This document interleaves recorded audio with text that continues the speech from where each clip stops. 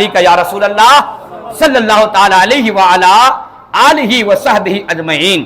تو میں نے سورہ قدر کے تعلق سے یہ 4 بیک گراؤنڈ آپ کو سنایا، اور ان 4 بیک گراؤنڈ سے، اس کے پس منظر سے آپ یہاں تک پہنچ چکے ہیں کہ اللہ کے نبی نے ہماری شان بڑھانے کے لیے رب کی بارگاہ میں تمنائیں پیش کی، اور یاد رہے نبی کبھی تمنا پیش نہیں کرتے ہیں، میرے آقا کے دل میں بات مچلتی ہے اور رب تبارک و تعالی اسی وقت اس مچلتی بات کا احترام فرما لیتا ہے۔ سبحان بولے بھائی، ہاں، اور فوراً میرے نبی پاک صلی اللہ علیہ وسلم کی شان میں آیتوں کو نازل فرما دیتا ہے۔ میرے نبی پاک نے کبھی بھی نہیں کہا کہ پروردگار بیت المقدس کو چھوڑ کر کے خانہ کعبہ کو میرا قبلہ بنا۔ میرے حضور نے نہ دعا کی نہ اپنے جملوں کو ادا کیا، بالکل نہیں۔ کوئی مائکا لال نہیں کہہ سکتا کہ میرے حضور نے رب سے دعا کی ہو، بالکل دعا نہیں کی، بل اتنا کیے کہ نماز پڑھ رہے تھے اور نماز پڑھتے پڑھتے خالی آسمان دیکھ رہے تھے۔ سبحان اللہ بھائی، کیا دیکھ رہے تھے؟ آسمان دیکھ رہے تھے، بار بار دیکھ رہے تھے۔ تو رب فرماتا ہے قد نرى تقلب وجهك في السماء۔ سبحان اللہ بھائی، سورہ بقرہ پارہ نمبر 2 کے پہلی صفحہ میں یہ آیت پاک ہے، قد نرى تقلب وجهك في السماء۔ اے حبیب، بار بار جو آپ آسمان دیکھ رہے ہیں آپ کے رب نے دیکھ لیا ہے، آپ کے رب نے۔ تو فول وجهك شطر مسجد الحرام، تو ایک کام کیجئے، نماز ہی کے درمیان آپ اپنا چہرہ مسجد حرام کی طرف کر لیجئے۔ مچل کے بولے سبحان اللہ۔ حضور نے نہ جملہ یوز کیا نہ کوئی دعا مانگی، خالی آسمان دیکھ رہے تھے، لیکن رب میرے نبی پاک کا چاہنے والا، سبحان اللہ، سبحان اللہ، دل میں بات آتی ہے تو رب قبول فرما لیتا ہے، زبان مصطفیٰ میں آنے کی ضرورت نہیں ہے، فوراً رب قبول فرما لیتا ہے۔ خالی آسمان دیکھے تو رب سمجھ گیا کہ میرا حبیب چاہتا کیا ہے، سبحان اللہ۔ اس لیے تو کہتے ہیں خدا کی رضا چاہتے ہیں دو عالم، خدا چاہتا ہے رضائے محمد، خدا چاہتا ہے رضائے محمد، سبحان اللہ۔ خالی حضور جو چاہے رب فوراً عطا فرما دیتا ہے۔ تو یہ رات ہم کو جو عطا ہوئی ہے، تو میرے نبی پاک صلی اللہ علیہ وسلم کے دل میں جو ایک مچلاہٹ آئی ہے، نبی پاک اپنی امت کے حوالے سے جو ایک تمنا پیش فرمائی ہے، ایک آرزو جو پیش فرمائی ہے رب کی بارگاہ میں، میرے رب نے اسی تمنا کا لحاظ کرتے ہوئے یہ عظیم رات نبی پاک کی امت کو عطا فرمایا ہے۔ اس لیے اس رات کو کسی بھی صورت میں رائے گا نہیں کرنی چاہیے۔ اب آئیے میں آپ کو حدیث کی روشنی میں کچھ شب قدر کے تعلق سے سنا دیتا ہوں۔ اب تک تو قرآن و حدیث ہی سنا رہا تھا، لیکن اگر دیکھ کر کے وہ احادیث پڑھ کے سناؤں تو پھر ایک الگ سما چھا جائے گا، نہیں بھائی، ایک اور الگ مزہ آ جائے گا۔ پہلے آپ یہ دیکھیں کہ بھائی ہماری ڈیوٹی کیا ہے، ہماری کیا ڈیوٹی ہے؟ ہماری ڈیوٹی آج جتنے لوگ یہاں بیٹھے ہیں، شاید سب لوگ ڈیوٹی میں تھے کہ نہیں تھے، آج بیٹھے ہیں، ہاں، جو پہلی طاق رات سے کنٹینیو آ رہے ہیں وہ فل ڈیوٹی میں ہیں، وہ فل ڈیوٹی میں ہیں۔ ہاں، میں نہیں کہتا، میرے حضور، اور یہ ڈیوٹی میرے حضور دیے ہیں، سبحان اللہ بولے بھائی۔ آئیے میں آپ کو پہلے بخاری کی ایک حدیث سنا دیتا ہوں، ایک بار بتل کے بولیے سبحان اللہ بولیے۔ اچھا، حدیث جو سنانے جاتا ہوں، حدیث کن کی ہوتی ہے؟ بولے نا بھائی، حضور حدیث کن کی ہوتی ہے؟ کن کی بولی کو حدیث کہتے ہیں؟ بولے نا بھائی، کیا بولے کن کی؟ یعنی حضور کی بولی کو حدیث کہتے ہیں۔ تو آپ حضور کے اس غلام کے زبان سے حضور کی بولی سننے والے ہیں، تو شکریہ ادا کیجئے ان کان کا کہ کان اب تک ٹھیک ہے، کان اب تک کہ ہم نبی کی بولیاں سننے جا رہے ہیں، ورنہ تو ہیڈ فون ڈال کر کے ہم لوگوں نے کان کو خراب کر دیا ہے، نہیں کیا بھائی؟ ہاں، ہیڈ فون کم یوز کیجئے گا، بہت لوگ ہیڈ فون وغیرہ یوز کرتے ہیں، یہ کان کے لیے اچھا نہیں ہے، اور اس میں پھر گانا سنتے ہیں، اللہ کی پناہ، اللہ کی پناہ، اس میں بری باتیں سنتے ہیں وغیرہ وغیرہ، بہت لوگ ہے نا۔ تو بھائی یہ کان قیامت میں جواب دے گا کہ مولا اس نے مجھ پر بہت ظلم کیا تھا، اتنا لمبا ساؤنڈ کان میں ٹھوس کر کے مجھ کو اس نے سنایا تھا، اس نے میرا حق چھینا تھا، اس نے مجھے بہت پریشان اور تکلیف کیا تھا، اور گانا کو سنایا تھا پروردگار۔ قیامت میں جانتے ہیں زبان کو اللہ لاک دے دے گا، مت بول، تمہارا جسم کے سارے اعضاء بولیں گے، تو جسم کے اعضاء کان بھی بولے گا، کان بھی، ہاں، اس لیے ذرا کان پر رحم کیجئے گا، ہے نا، کان کا شکریہ۔ سنیے اب میرے آقا کریم کی حدیث پاک ان عائشہ رضی اللہ تعالی عنہا قالت قال رسول اللہ صلی اللہ تعالی علیہ وسلم تحروا لیلۃ القدر فی الوتر من العشر الاواخر من رمضان. حضرت عائشہ صدیقہ کی رضی اللہ تعالی عنہا کی روایت کردہ یہ حدیث پاک ہے. رسول پاک سرور کائنات صلی اللہ علیہ وسلم نے ارشاد فرماتے ہیں کہ قدر کی رات کو تلاش کرو. سبحان اللہ سبحان اللہ. قدر کی رات کو تلاش کرو ماہ رمضان کے آخری عشرہ میں. ماہ رمضان کے آخری عشرہ میں قدر کی رات کو تلاش کرو. یہ حضور کا آرڈر ہے. حضور نے ہم گنہگاروں کو یہ ڈیوٹی دی ہے. تو جو آخری عشرہ میں کنٹینیو تلاش میں لگے ہوئے ہیں وہ مکمل نبی کی ڈیوٹی میں لگے ہوئے ہیں. اور بھائی دنیا کے کسی سیٹ صاحب کسی یجمان کے ڈیوٹی میں رہیں گے آپ تو آپ کو پیسہ دے گا. نبی کی ڈیوٹی میں رہیں گے آپ, نبی اپنی رضا عطا فرمائیں گے. اور جب نبی کی رضا عطا ہو جائے گی تو رب بھی اپنی رضا عطا فرما دے گا. اور جس بندے کے اکاؤنٹ میں اللہ اور اس کے رسول کی رضا ہو جنت جانے سے کوئی طاقت نہیں روک سکتی ہے. سبحان اللہ. یہ فل ڈیوٹی میں لگے رہیے. اور آئیے سنیے اور بھی اسی ضمن کی حدیث پاک ہے.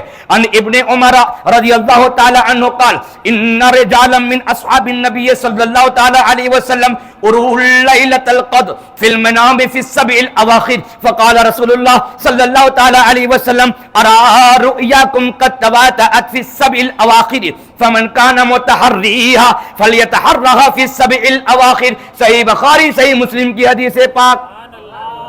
راوی حضرت ابن عمر رضی اللہ عنہما وہ کہتے ہیں کہ نبی پاک صلی اللہ علیہ وسلم کے کچھ صحابہ ہیں. ان صحابہ اکرام کو اللہ نے خواب میں شب قدر کو دکھا دیا. سبحان اللہ بولے بھائی. خواب میں چند صحابہ کو اللہ نے شب قدر کو دکھا دیا. کب دکھایا؟ فی السبع الاواخر, رمضان کے آخری 7 راتوں میں. کیا بولے؟ آخری 7 راتوں میں بعض صحابہ کو اللہ نے دکھا دیا. اچھا خواب میں دیکھا ہوں آپ بول پائیں گے؟ اے بولے بھائی خواب میں دیکھوں آپ بول پائیں گے؟ جب تک نہیں بولوں گا آپ بتا سکتے ہیں. لیکن صحابہ خواب دیکھ رہے ہیں اور نبی کی بارگاہ میں آئے ہیں اور ابھی صحابہ نے خواب بیان بھی نہیں کیا. تو حضور کہتے ہیں میں جانتا ہوں رمضان کے آخری 7 راتوں میں تم لوگوں کا خواب جوائن ہو گیا ہے. سبحان اللہ بولے بھائی. میں جانتا ہوں کہ رمضان کے آخری 7 راتوں میں تم لوگوں کا خواب متفق ہو گیا ہے. متحد ہو گیا مطلب کیا؟ تم بھی دیکھے تھے وہی 7ویں رات میں, تم بھی دیکھے تھے نا وہی 7ویں رات میں, تم بھی دیکھے تھے وہی 7ویں رات میں. یہ نبی کا علم غائب ہے.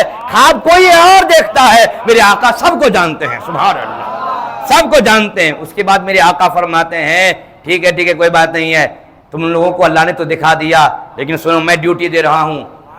7 راتوں میں تو ہے, کسی ایک رات میں فکس نہیں ہے. تم میں سے کوئی اگر اس رات کو تلاش کرنا چاہتا ہے تو ایک کام کرنا, آخری 7 راتوں میں اس کو تلاش کرتے رہنا. تو اب اس میں 21ویں رات چھڑ جائے گی, 23ویں سے ادھر 7 ہے نا, 7 ایک ہفتہ. تو میں کہوں گا کہ اس حدیث پاک میں للاکثر حکم الکل, یعنی ایک ہفتے میں زیادہ راتیں آ گئی, 4 رات آ گئی. کتنا گئی؟ 4 آ گئی. اس لیے 4 کا اعتبار کرتے ہوئے یہاں پر لفظ 7 کا استعمال ہوا ہے, ہفتے کا استعمال ہو گیا, ورنہ تو مکمل 5 رات مراد ہیں. بات میں آ گئی. اور آگے چلیے.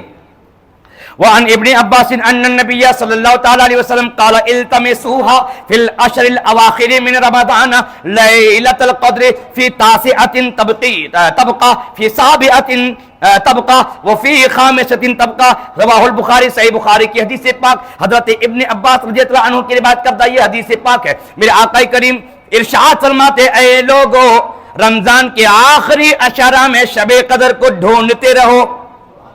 رمضان کے آخری عشرہ میں شب قدر کو ڈھونڈتے رہو. کبھی 9ویں رات میں, کبھی 9ویں رات میں ہے نا وہ قدر کی رات آتی ہے, کبھی 5ویں رات میں آتی ہے اور کبھی 7ویں رات میں آتی ہے. اس لیے جو شروع سے ڈیوٹی میں لگے ہوئے ہیں وہ مکمل نبی پاک صلی اللہ علیہ وسلم کے حکم پر عمل کر رہے ہیں۔ اب آئیے ایک اور حدیث پاک سناتا ہوں، سنیے۔ میرے آقا کا کرم ہوا کہ میرے آقا نے ماہ رمضان کے آخری عشرہ میں ڈھونڈنے کی سرچنگ کی ہم آپ کو ذمہ داری دی ہے، لیکن جانتے ہیں میرے آقا کہاں کہاں ڈھونڈے تھے؟ اس رات کو میرے آقا پورے مہینے میں ڈھونڈے ہیں، سبحان اللہ بولے بھائی، پورے مہینے میں ڈھونڈے ہیں۔ تو کہیں گے آپ کیوں ڈھونڈیں گے؟ ان کو تو غیب آتا ہے نا، وہ تو غیب جانتے ہیں۔ تو میں کہوں گا صاحب میرے نبی غیب بے شک جانتے ہیں، اپنے سے نہیں، اللہ کے بتانے سے، اللہ کے بتانے سے۔ اور میرے آقا کو معلوم تھا کب ہے کہ نہیں ہے۔ میرے آقا ڈھونڈ اس لیے رہے ہیں تاکہ امتیوں کو ڈھونڈنے کا سلیقہ مل جائے، اور یہ جب ڈھونڈیں گے تو ان کا ثواب بڑھ جائے، ان کا ثواب بڑھ جائے، اس لیے میرے آقا ڈھونڈ رہے تھے۔ اللہ اکبر۔ آئیے حدیث پاک پہ سن لیتے ہیں۔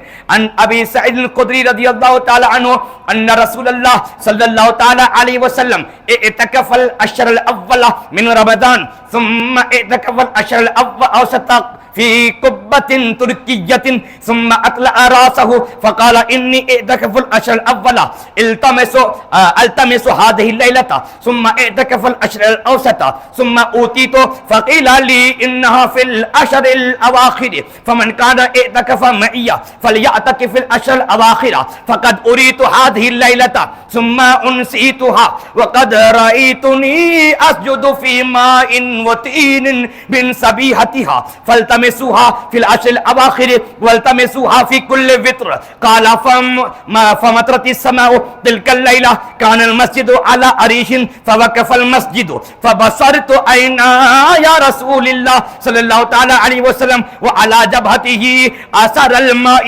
والتين من صبيحة 21 متفق علیہ۔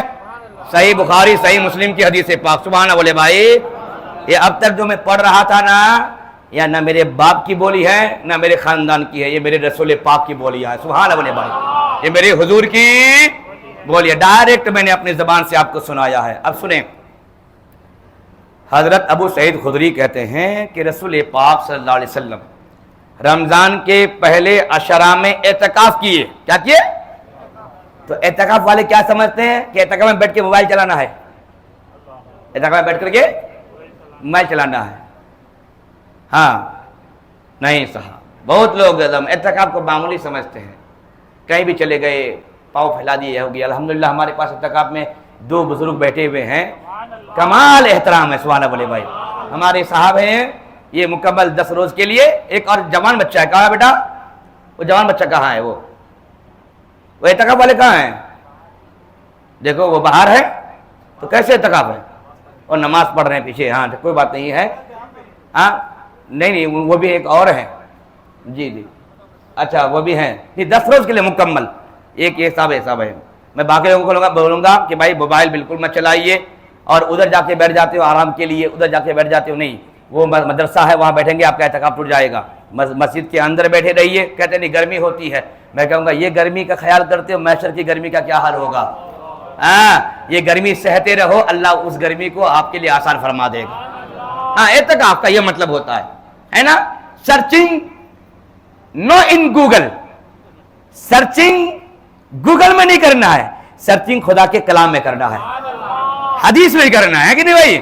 ہاں یہ کرتے رہیے گا، گوگل میں سرچ مت کیجیے گا جی۔ خیر چونکہ میری عادت ہے جو دیکھتا ہوں میں بول دیتا ہوں، ہاں اگر ناراض بھی ہو جائیں گے تو میرا کچھ بگڑنے والا نہیں ہے، خوش رہیں گے تو آپ کا فائدہ ہوگا جی۔ عرض کر رہا تھا، حضرت ابو سعید خدری کہتے رسول پاک مکہ صلی اللہ تعالی علیہ وسلم رمضان کے پہلے 10 دن میں اعتکاف فرمائے، اور خوب تلاش کیے، یہ رات نہیں ملی، پھر آپ نے بیچ والے 10 دن میں اعتکاف فرمائے۔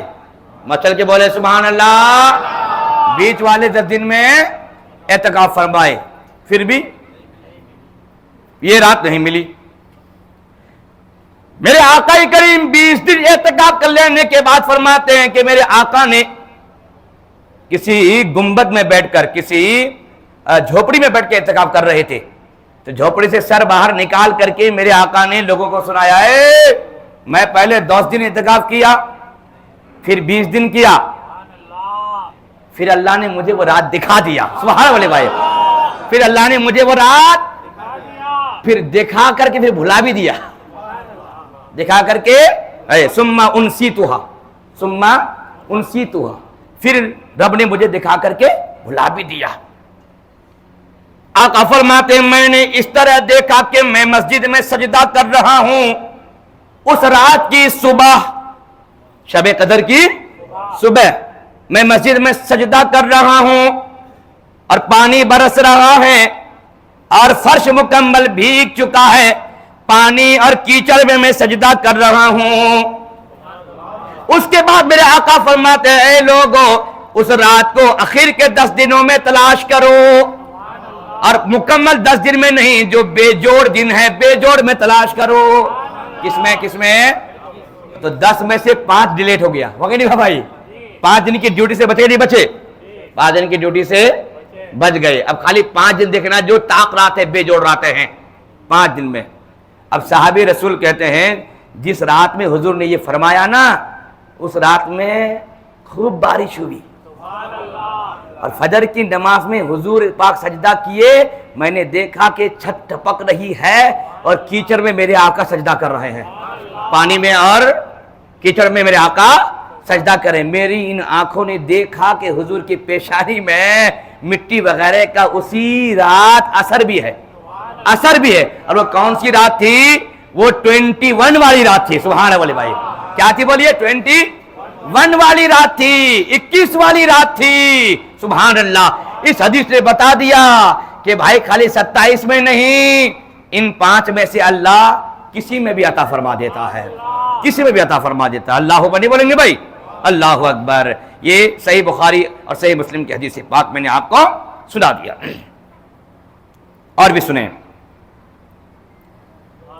وَأَنذِرْ بِنْ حُبَيْشٍ قَالَ سَأَلْتُ أُبَيَّ بِنْ كَعْبٍ فَقُلْتُ إِنَّ أَخَاكَ ابْنَ مَسْعُودٍ يَقُولُ مَنْ يَقُمِ الْحَوْلَ يَصِبَ لَيْلَةَ الْقَدْرِ فَقَالَ رَحِمَهُ اللَّهُ أَرَادَ أَنْ لَا يَتَّكِلَ النَّاسُ أما أنه قد علم أنها في رمضان وأنها في العشر الأواخر وإنها ليلة 27 ثم حلف لا يستثنى أنها ليلة 27 فقلت بأي شيء تقول ذلك يا أبا المنذر قال بالعلامة أو بالآية التي أخبرنا رسول الله صلى الله عليه وسلم أنها تطلع يومئذ لا شعاع لها.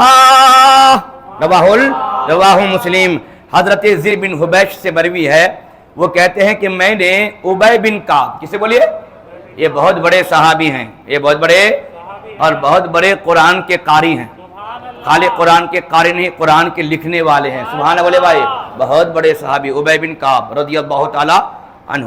زر بن حبیش کہتے ہیں میں نے ابی بن کعب سے پوچھا اور ان کو کہا کہ حضرات یہ جو آپ کے بھائی ابن مسعود ہیں, کون؟ عبداللہ ابن مسعود ہیں, انہوں بول رہے ہیں کہ جو سال بھر رات میں جاگے گا تبھی جا کر کے قدر کی رات پائے گا. جو سال بھر جاگے گا تبھی جا کے قدر کی رات وہ پائے گا. تو حضرت ابی بن کعب نے کہا اللہ ان پر رحم کرے, ہے نا.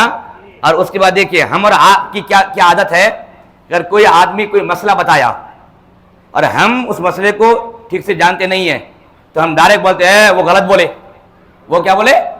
غلط بولے. یعنی دوسرے کو ڈیمولش کرنا ہمیں بہت آتا ہے, دوسرے کی عزت سے کھیلنا ہمیں, ہاں وہ غلط بولے. یہ صحابی دیکھیے سبحان اللہ بولے, یہ 1 سال بولے.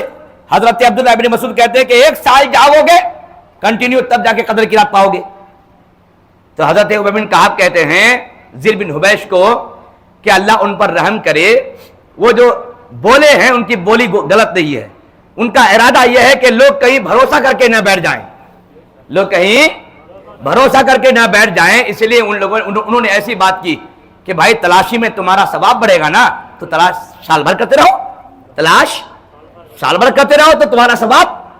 اس لیے انہوں نے ایسا کہا ہے, ورنہ تو ان کی بات غلط ہے نہیں ہے, ورنہ تو وہ بھی جانتے ہیں کہ یہ ماہ رمضان میں ہے. سبحان اللہ بھائی, یہ حضرت ابی بن کعب کہتے ہیں وہ بھی جانتے ہیں کہ یہ ماہ رمضان میں ہے, لیکن جو ایسا بول دیے انہوں, تو ان کی بولی کا مطلب یہ ہے کہ لوگ کہیں بھروسہ کر کے بیٹھ نہ جائیں. جیسے بہت لوگ بھروسہ کر کے بیٹھ گئے کہ نہیں 27ویں کو ہے اس لیے 27ویں کو مسجد بھرتی ہے, 21 کو نہیں بھری تھی, 23 کو 25 کو نہیں بھری تھی. تو بہت لوگوں کے تھنکنگ میں ہے نا بھائی, ہاں تو بھروسہ ہوا نا, تو ان کی یہ غلطی ہوگی نہیں ہوئی غلطی. حضور نے تو بھائی ڈیوٹی دیا ہے کہ بھائی 5 رات جاگنا ہے نا, لیکن ہم لوگ بھروسہ کر کے 27 پہ آ جایا کرتے ہیں. میں کہوں گا نہیں, آئندہ خیال رکھیے گا یہ مجمع ہر رات میں ہونا چاہیے. بولے انشاءاللہ, بولے ہر رات میں, کیونکہ میرے آقا نے ہر رات کی ڈیوٹی دیا ہے.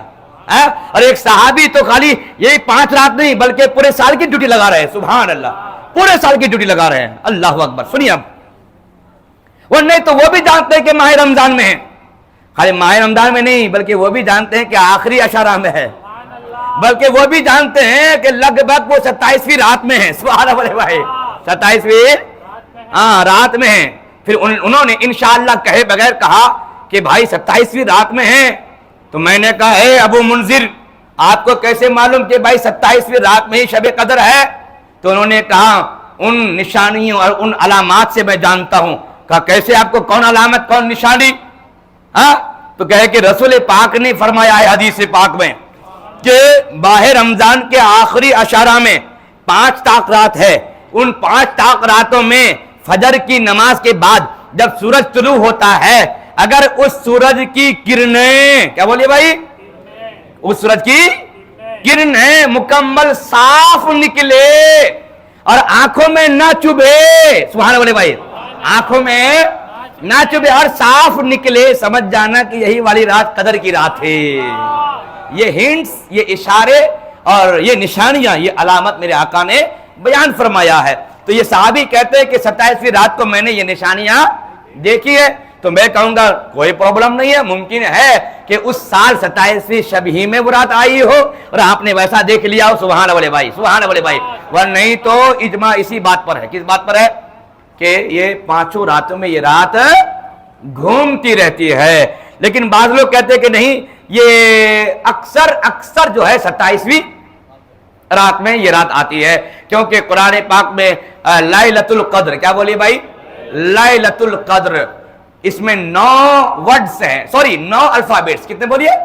لیلۃ القدر میں کتنے الفابیٹس ہیں؟ 9 الفابیٹس ہیں.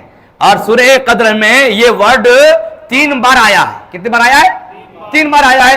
تو 9 تیے کتنا ہوتا ہے؟ 27 ہوتا ہے. کیا بولے بھائی؟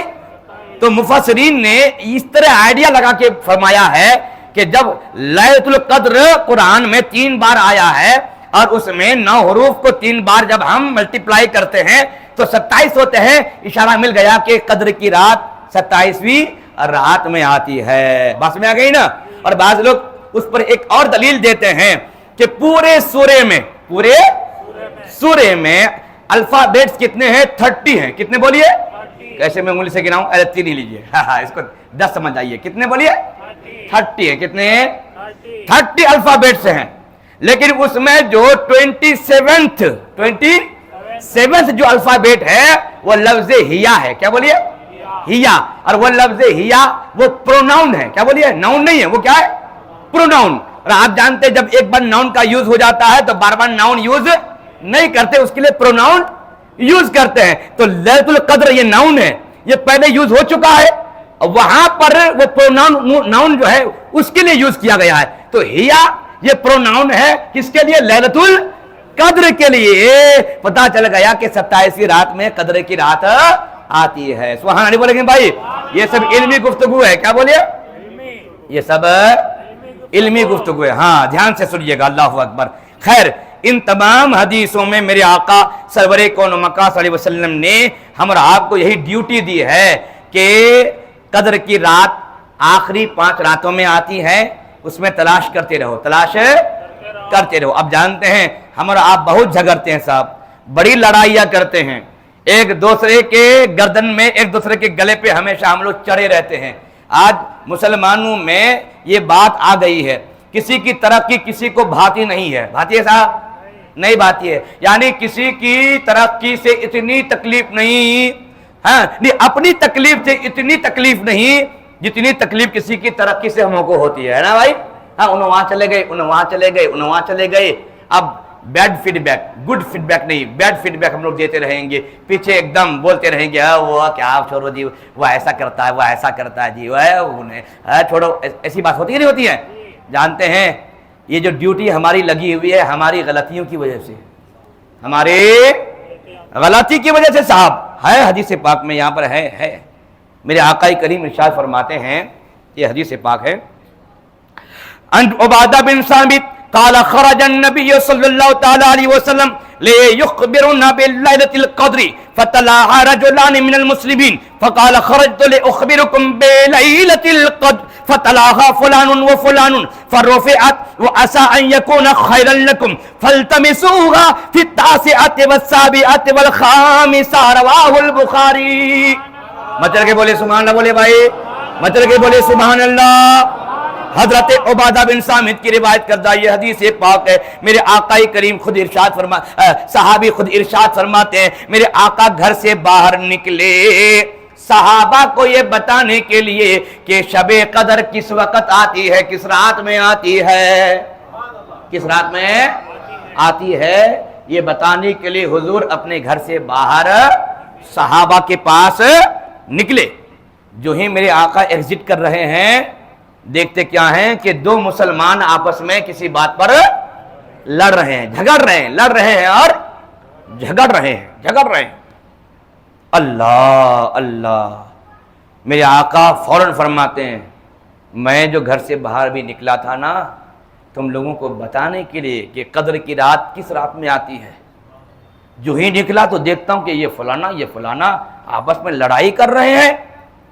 ان کے لڑائی کی وجہ سے اللہ نے وہ فکسنگ اٹھا لی، وہ فکسنگ اللہ نے اٹھا لیا. پھر اس کے بعد میرے آقا کہتے ہیں امید ہے کہ یہ تمہارے لیے بہتر ہو، امید ہے کہ بہتر ہو، ٹھیک ہے یہ تمہاری لڑائی کا وبال ہے، اب تلاش کرو، اب ڈھونڈو. کب ڈھونڈنا ہے؟ میرے آقا فرماتے ہیں 9ویں رات میں یا 7ویں رات میں یا 5ویں رات میں. تو چونکہ 9ویں 7ویں 5ویں ادھر زیادہ ہے اور 21ویں اور 23ویں ادھر 2 ہی ہے، کم ہے، تو زیادہ کا ذکر کر دیا، 2 کا ذکر نہیں کہ ورنہ تو 5 رات مراد ہے. تو آپ نے سمجھ لیا صاحب کہ ہماری لڑائی کا کتنا خطرناک وبال ہوتا ہے. ہم کیا کہتے ہیں بھائی آج مسلمان ہر جگہ مارے جا رہے ہیں، آج مسلمانوں کی جانیں ان کے گلے کو آئی ہوئی ہیں، آج ان کی عزتوں کے ساتھ کھلواڑ کیا جاتا ہے، آج ان کی ماؤں اور بہنوں کی چادروں کے ساتھ کھیلا جاتا ہے، ہر جگہ یہی نہ شکایتیں آتی ہیں. تو میں کہوں گا صاحب یہ کسی اور کی کمائی نہیں، یہ ہمارے ہاتھوں کی کمائی ہے. آپ نے کبھی نہیں یہ حدیث پاک سنا کہ جب ایک بندہ دوسرے بندے کی مدد میں رہتا ہے اللہ اس بندے کی مدد میں رہتا ہے. سبحان اللہ بھائی، اللہ اس بندے کی مدد میں رہتا ہے. تو ہم تو بھائی یہ اسپرٹ اپنے معاشرے سے ڈیلیٹ ہی کر دیا ہے، ہم نے تو غائب ہی کر دیا ہے. مدد تو ہمارے معاشرے میں ہے ہی نہیں. ہمارے معاشرے میں کیا ہے؟ گرانا ہے. کیا بولے بھائی؟ گرانا ہے، دھکا مارنا ہے، اور بلندی میں چڑھتا ہے تو قدم پکڑ کے اسے گھسیٹ کر کے گڈھے میں ڈالنا ہے. تو یہ کیا ہو گیا کہ جب تک کوئی بندہ کسی بندے کو گرانے میں ہے اللہ اس بندے کو گرا دیتا ہے، اللہ اس بندے کو. تو ہم دوسرے کو گرانے میں ہیں اللہ ہمیں گرا دیتا ہے. تو ہم تو اب تک گر ہی رہے ہیں، ہم اب تک گر ہی رہے ہیں، گرتے چلے جاتے ہیں. صاحب آپسی بغض، حسد، لڑائیاں، یہ تیش، یہ سب ختم کرو. ہم سب ایک رشتے میں ہیں. اس رشتے کا نام ایمان ہے. اس رشتے کا نام ایمان ہے. میں کلکتہ کا ہوں، آپ بنگلور کے ہیں، آپ کس خاندان کے مجھے نہیں معلوم، میں کس خاندان کا ہوں مجھے آپ کو نہیں معلوم، لیکن ایک خاندان ہمارا ہے، اس خاندان کا نام اسلام ہے. مچھر کے بولے بھائی، اس خاندان کا نام اسلام ہے. ہم اس اسلام کے آپس میں بھائی ہیں. سبحان اللہ. اس لیے مسلمانوں بھائی کی مدد میں لگے رہو، اللہ تمہاری مدد کرے گا. جب مدد خدا کی ہوتی جائے گی ہمارے معاشرے کو کوئی طاقت آنکھ نہیں دکھا سکتی ہے.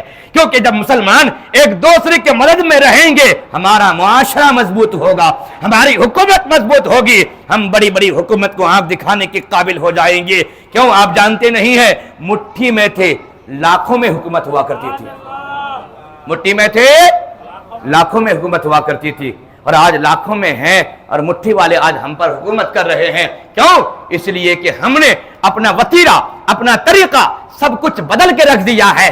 ہم کسی صورت میں مومن نہیں دکھتے ہیں. نہ ہمارا کردار ہمارے ایمان کو بتا پاتا ہے، نہ ہماری رات نہ ہمارا دن ہمارے ایمان کو بتا پاتا ہے. اگر ہم اس اعتبار سے ریڈی ہو جائیں گے اور ہمارا چہرہ بتائے گا یہ کوئی دوسرا نہیں، اللہ کا نیک بندہ جا رہا ہے، یہ کوئی تیسرا نہیں، نبی کا کوئی عاشق جا رہا ہے. جب ہمارا لباس ہمارے ایمان کو بتانا شروع کر دے گا، ہمارا چہرہ ہمارے ایمان کو بتانا شروع کر دے گا، ہماری ٹوپی ہماری پگڑی ہمارے ایمان کو بتانا شروع کر دے گا، تو آپ جانتے ہیں بکریاں تعداد میں بڑی کم ہوتی ہیں لیکن منڈیاں بکریوں کی لگا کرتی ہے. مچل کے بولے سبحان اللہ بولے بھائی، منڈیاں بکریوں کی لگا کرتی ہیں. اور آپ جانتے کہ ایک سور کے کتنے بچے ہوتے ہیں لیکن منڈی ان حرام جانوروں کے نہیں لگتے ہیں. آپ نے دیکھا نہیں کہ برکت حلالیوں میں ہے، برکت حلالیوں میں ہے، لیکن یہ حلالی آج بکھرے ہوئے ہیں، ایک مٹھی میں جمع نہیں ہو پاتے، ایک پلیٹ فارم میں جمع نہیں ہو پاتے. لوگ دعوت دیتے ہیں صاحب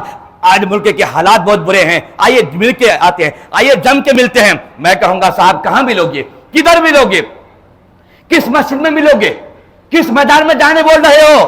کہا وہاں وہاں وہاں وہاں، ادھر جاؤ ادھر آؤ، آؤ وہاں مل کے بات کرتے ہیں، آؤ وہاں مل کے بات کرتے ہیں.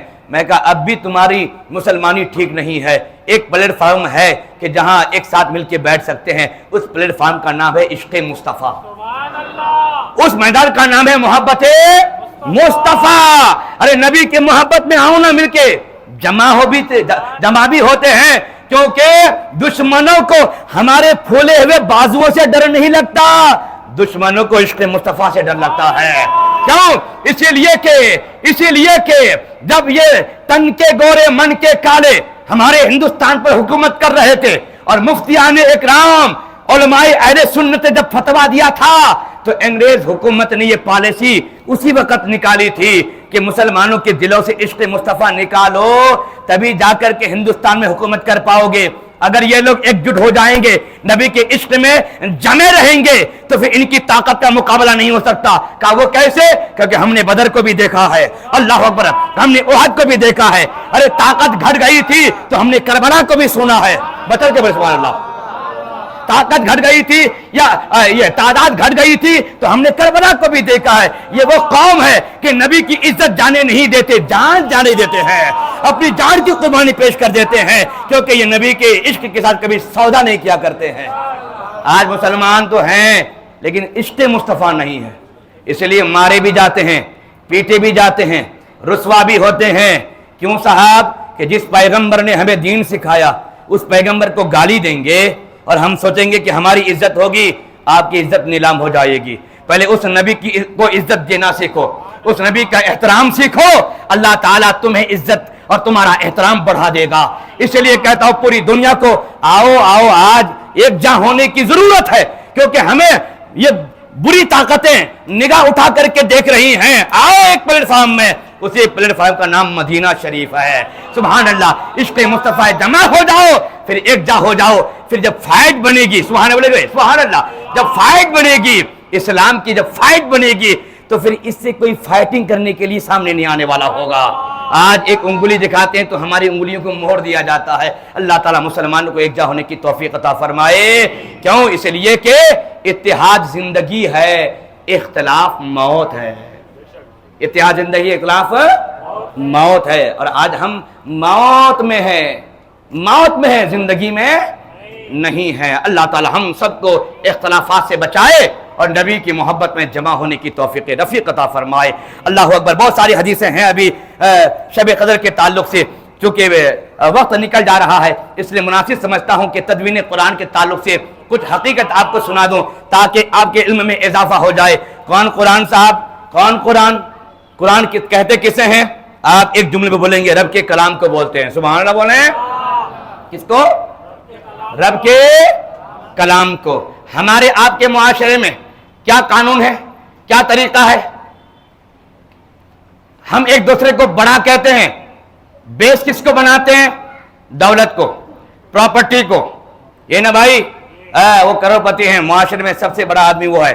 بھائی تمہارے معاشرے میں کون بڑے آدمی ہے؟ کہ فلانا کروڑپتی، تمہارے فلانا لکھپتی. یہ ہمارا اور آپ کا ہے نا.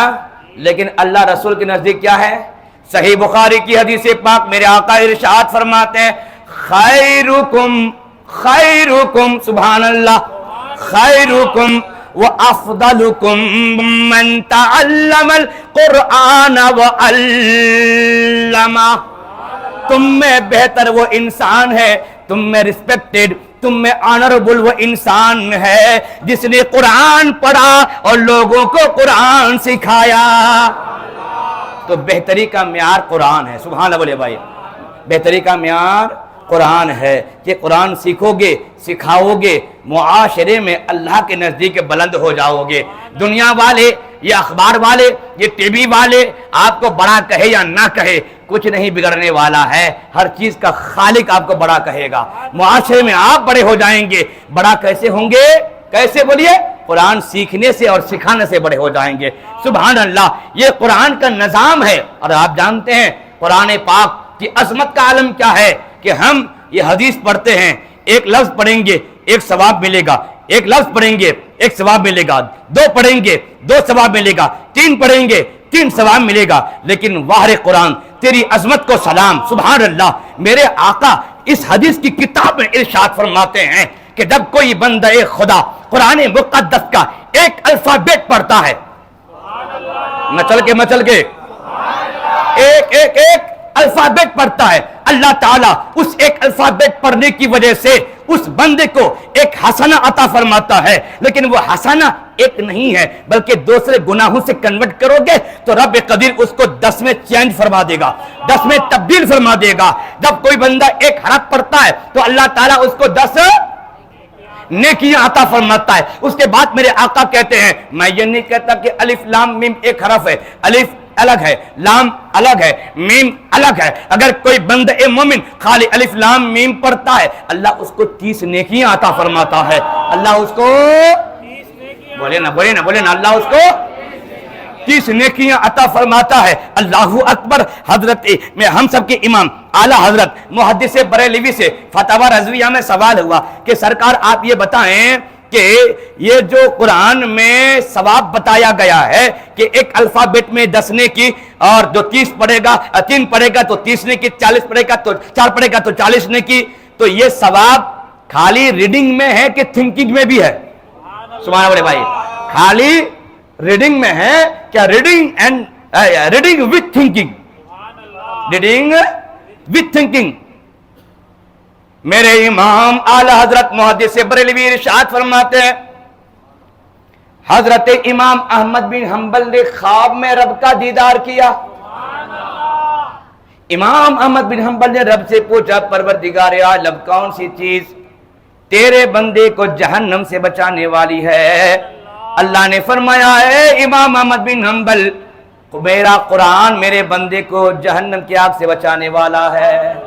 یعنی جو بندہ قرآن پڑھے گا، یہ تلاوت کلام مجید اس بندے کو جہنم سے بچائے گی۔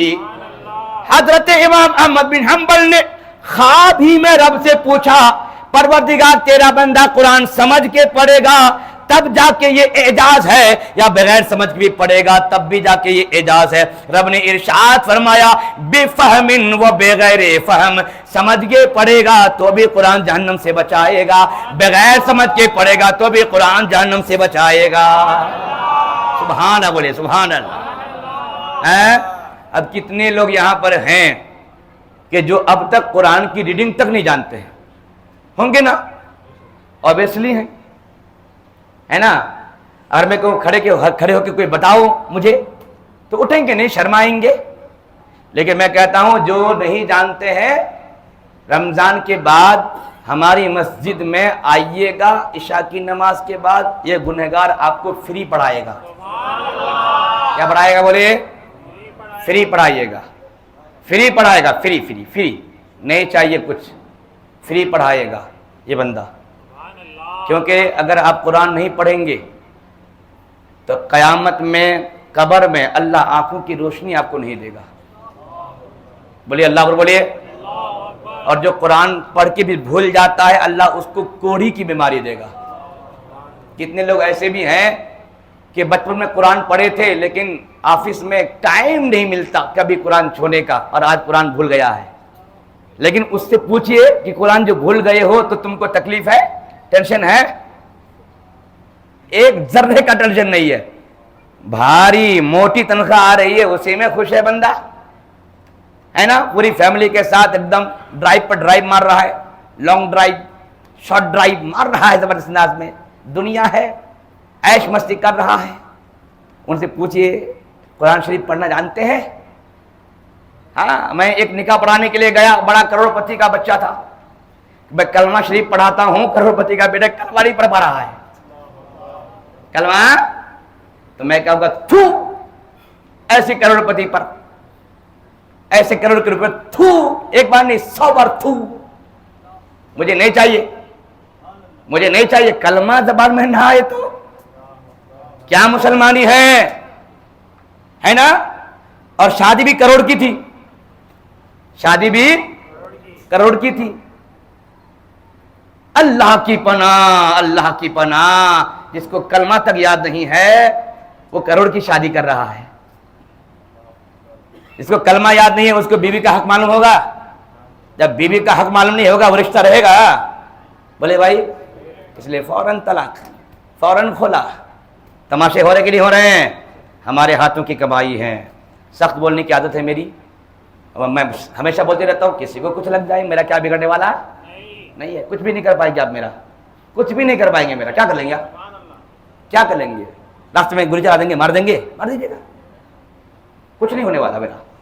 لیکن حق بول کے جا رہا ہوں, قیامت میں میرے پاس ایک چہرہ ہوگا کہ رب کو میں کہہ سکتا ہوں کہ مولا میں نے بڑی کڑوے انداز میں تیری مخلوق کو بتا کے آیا تھا, بول کے آیا تھا کہ یہ کروڑوں کی شادیاں کے کلمہ تک نہیں جانتے تھے, کروڑوں کی شادیاں کرتے ہیں نماز کے فرائض بھی نہیں جانتے تھے, کروڑوں کی شادیاں کیے ہوئے ہیں اور اللہ اور اس کے رسول کے فرامین کو بھی نہیں جانتے تھے. میں کہوں گا پروردگار کی بارگاہ میں, کیونکہ میرے پاس میں وہی چہرہ تیار کر رہا ہوں, میں وہی چہرہ تیار کر رہا ہوں کہ قیامت جب مجھے رب پوچھے. کیونکہ علم کیا ہے؟ علم میرے باپ کی جاگیر نہیں ہے, علم رب کی امانت ہے. علم رب کی امانت ہے. رب نے مجھے علم دیا ہے تو یہ علم رب کی امانت ہے, اور آپ لوگ اس امانت کے حقدار ہیں. آپ کے پاس علم نہیں ہے نا, آپ کے پاس وہ دولت کھوئی ہوئی ہے, وہ دولت میرے پاس ہے, وہ دولت میرے پاس ہے نا. یہاں بیٹھ کر کے وہی دولت دے رہا ہوں.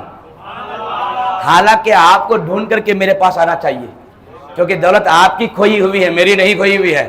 کیونکہ میں امانت والا ہوں, میرے جیب میں امانت رکھ کر کے آپ آؤ گے تو دوں گا, آپ آؤ گے تو. لیکن یہ کرم ہے اللہ کا کہ یہ راتیں ہمیں دے دیتا ہے کہ ان راتوں میں بھائی امانت والا خود آپ کو دے رہا ہے. سبحان اللہ والے بھائی, اے دیکھیے خود دے رہا ہے, خود. تو یہ آپ کی امانت ہے, میرے پاس ہے. آئیے کبھی, آئیے کبھی. نہ نذرانہ مانگوں گا نہ فیس مانگوں گا. مانگوں گا بھائی؟ نہیں مانگ. آج تک کسی سے مانگا کیا؟ ارے میں کیا بھائی, میں کیا, کوئی عالم نہیں مانگتا ہے, کوئی عالم نہیں مانگتا ہے. لوگ کہتے ہیں صاحب وہ فلانا وکیل صاحب کا بڑا کرم ہے, فلانا وکیل کا مجھ پر احسان ہے کہ کیا بھائی میرا کیس جتا دیا, میرا کیس جتا دیا. تو میں کہوں کان میں کتنا فیس لیا تھا, کتنا فیس لیا, کتنی فیس لیا تھا؟ بولیں گے 5 لاکھ 6 لاکھ. تو میں کہوں گا اس عالم نے آپ کو آپ کی زندگی جتا دیا ہے, زندگی جتا دیا مسائل بتا کر. مچل کے بولے بھائی, زندگی جتا دیا ہے مسائل سکھا کر کے.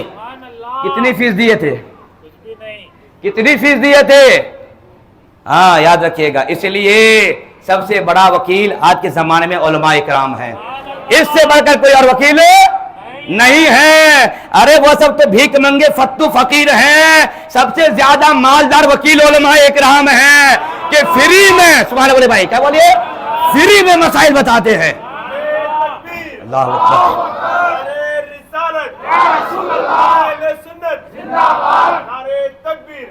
لوگ بولتے ہیں کہ وہ کروڑ پتی, وہ کروڑ پتی. میں کوئی غلط بات ہے, علماء کو کروڑ پتی بولو, علماء کو کروڑ پتی بولو. کہ مشورہ دیتا بھی ہے تو فری میں دیتا ہے. سبحان اللہ ہے کہ دولت کی ضرورت ہی نہیں ہے. سبحان اللہ بڑے بھائی, یاد رہے یہ شان ہے علماء کرام کی. اللہ نے یہ مرتبہ عطا فرمایا ہے, یہ مرتبہ عطا فرمایا. اللہ کی پناہ. اللہ اکبر. جی عرض کر رہا تھا یہ قرآن مقدس ہے, یہ قرآن مقدس ہے. اس کو پڑھیے اللہ آپ کے درجوں کو بلند فرمائے گا. سبحان اللہ بولے بھائی, اس کو پڑھیے اللہ آپ کی نیکی کو بڑھائے گا. سمجھ کے پڑھیں گے پھر بھی نیکی, اگر بغیر سبق کے پڑھیں گے پھر بھی نیکی، اور نیکی میں کمی نہیں ہے. ایک بار ختم کریں گے کلام پاک کو، اللہ 3 ختم کا ثواب عطا فرمائے گا. بچل کے بولے سبحان اللہ. ایک بار پڑھیں گے 3 ختم کا ثواب. سورہ اخلاص 3 بار پڑھیں گے 1 ختم کا ثواب. سورہ یاسین شریف کو پڑھتے جائیں گے اللہ کلیجے کو کشادہ فرما دے گا. سورہ رحمان پڑھیں گے اللہ آپ کا بگڑا بنا دے گا. ارے بھائی ہر درد کی دوا ہے قرآن مقدس میں، ہر درد کی دوا ہے، ہر بیماری کا علاج ہے. سب کچھ اللہ نے قرآن میں چھپا کے رکھا ہے، لیکن ہم نے قرآن کو اپنے گھر میں چھپا کے رکھا ہے. اسی لیے آج ہم ہر جگہ چھپتے چلے جاتے ہیں. قرآن کو اٹھا کر کے سینے سے لگاؤ، رب کی رحمتیں تمہیں سینے سے لگائیں گی. اس لیے قرآن کے مسئلے میں قرآن کے سیلوٹ کیجئے. کیا کیجئے بولے؟ سیلوٹ کیجئے. کس کو؟ کن کو؟ حضرت عمر فاروق اعظم رضی اللہ عنہ کو سیلوٹ کیجئے، کیونکہ اس ذات نے اس امت کو بہت دیا ہے. اس ذات نے اس امت کو بہت کچھ دیا ہے. میں نے ابھی تقریر میں سنایا تھا، عورتوں کو پردہ اسی ذات نے دیا ہے. ہمارے ہاتھوں سے شراب کا گلاس جو چھینا ہے اسی ذات نے چھینا ہے. سبحان اللہ بولے بھائی. حاجی عمرہ کرنے والے وہاں پر کہاں بولے مقام ابراہیم میں نماز پڑھتے ہیں، اسی ذات نے دیا ہے. اسی ذات نے دیا. ایک دو نہیں، کئی نعمتیں ہیں. اس ذات کی وجہ سے اللہ نے ہم کو عطا فرمایا ہے. وہی ذات ریزن بنی ہے، وہی ذات بیسک پوائنٹ بنی ہے. اللہ تعالیٰ نے ہم پر نعمت نازل کیا ہے. جانتے ہیں یہ قرآن بھی آج ہمارے ہاتھوں میں ہے نا، اسی ذات کا صدقہ ہے. میرے آقا کریم نبوت کا اعلان کرتے ہیں. 40 سال کی عمر ہے. رب تعالیٰ جبریل امین کو کہتا ہے جاؤ میرے نبی غار ثور میں آرام فرما رہے ہیں، جا کر کے اقرا باسم ربک الذی والی آیت کو سورہ کو سنا کر کے آ جاؤ. سبحان اللہ بولے بھائی. اس وقت میرے حضور کی 41 سال عمر. کتنے بولے نا؟ کتنے سال؟ 41 سال عمر. قرآن کی آیتیں آ رہی ہیں، اسٹارٹنگ ہو گئی، شروع ہو گئی، نازل ہو رہی. اب سب سے پہلے اقرا باسم ربک الذی خلق، سب سے پہلے یہ پیغام اللہ نے اپنے حبیب کو بھیجا. میرے آقا کریم صحابہ کرام کو بلائے جن کی رائٹنگ اچھی تھی. سبحان اللہ بھائی. جن کی رائٹنگ اچھی تھی اور اچھا لکھنے والے تھے، جن پر بھروسہ زیادہ تھا، میرے آقا نے صحابہ کو بلائے. ان میں 13 صحابہ بہت زیادہ فیمس. 13 صحابہ بہت زیادہ فیمس. اور بھی صحابہ ہیں، ملا جلا کر کے 24 صحابہ تھے. کتنے بولے؟ 24. 13 میں 24 میں 13 چلے گئے. جو باقی ہیں وہ اتنے فیمس نہیں، وہ کبھی کبھی کام کیے ہیں، لیکن یہ 13 صحابہ بہت زیادہ کام کیے ہیں. ان میں حضرت امیر معاویہ رضی اللہ عنہ ہے. صحابی رسول حضرت امیر معاویہ بھی ہیں قرآن لکھنے میں. میرے آقا ان سے قرآن لکھواتے ہیں، اور آج کا شیعہ رافضی ان کو گالیاں دیتا ہے. بولے نا معاذ اللہ. ارے اگر ان کو گالی دو گے تو تمہارا قرآن شک کے گھیرے میں آ جائے گا، کیونکہ اسی بندے نے قرآن لکھا ہے. میرے آقا ان صحابہ کو بلاتے ہیں، سب کو بٹھا دیتے ہیں اور فرماتے ہیں اللہ نے یہ پیغام بھیجا ہے، یہ آیت تم وہاں پر لکھو، یہ آیت تم وہاں پر لکھو، یہ آیت تم وہاں پر لکھو. یہ لکھنے کا سسٹم تو میرے نبی کے زمانے میں چل رہا تھا. صحابہ قرآن کو لکھ رہے تھے، کاغذ میں، کپڑے میں، ہڈیوں میں، درختوں میں، پتھروں میں قرآن لکھ کے رکھا کرتے تھے. اور بہت صحابہ قرآن پاک حفظ بھی کر چکے تھے. حضرت عبداللہ ابن ابی، حضرت عبداللہ ابن بولیا میں حضرت عبداللہ بن کعب، ایسا نام بول رہا ہوں میں. عبداللہ بن ابی تو وہ تو منافق تھا معاذ اللہ. حضرت ابی بن کعب، کیا بولے؟ حضرت ابی بن کعب، حضرت معاذ ابن جبل، حضرت ابو دردہ. سبحان اللہ بولے بھائی. یہ لوگ قرآن کے کمپلیٹ حافظ تھے، سبحان اللہ، یہ صحابہ کمپلیٹ حافظ تھے، اور بھی دیگر صحابہ کمپلیٹ حافظ تھے۔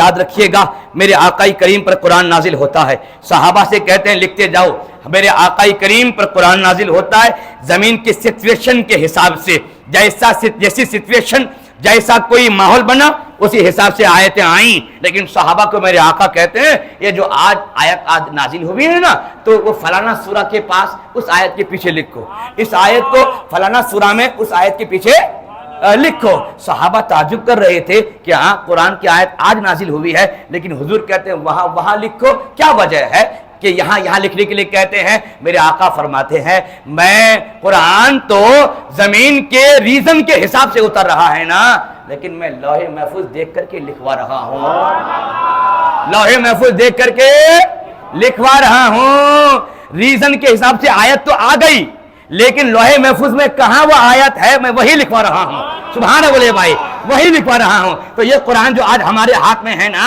یہ ترتیب لوح محفوظ کی ہے۔ اچھا، لوح محفوظ سے اس آسمانی دنیا پر قرآن کو اللہ نے کب نازل کیا؟ کب؟ اِنَّا أَنزَلْنَاهُ فِي لَيْلَةِ الْقَدْرِ، بے شک ہم نے اس قرآن کو قدر کی رات میں اتارا، رات میں اتارا۔ کہاں سے کہاں تک؟